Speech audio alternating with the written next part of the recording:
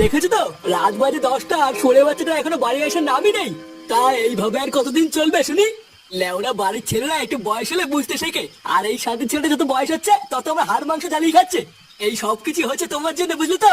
তোমার আজকে পেঁপে আজকে এতবার বেড়েছে। এই দেখো, একদম উল্টোপাল্টা কথা বলবে না কিন্তু। তুমি বা কেমন বাপ হয়েছো? ছেলেকে একটু শাসন করতে পারো না? সবসময় আমার নামে দোষ দাও কেন? নিজের মানানোর ক্ষমতা নেই, শুধু আমার নামেই দোষ। কি হয়েছে, কিছু বললে? না না, তোমাকে আর কি বলবো। কুটু কখন বাড়িতে আসবে সেই অপেক্ষায় বসে না থেকে চলো, অনেক রাত হয়ে গেছে, খেয়ে নেবে।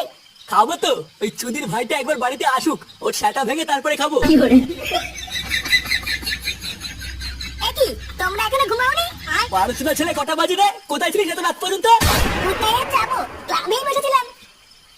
ক্লাবে বসেছিলিস মানে? শুনে বাচ্চা, তোর কি আর কোনো কাজ বাজ নেই? লোকের ঘরে ছেলে পেলেরা দিন রাত কাজ বাজ করে দিনের শেষে বাপের হাতে টাকা তুলে দেয়।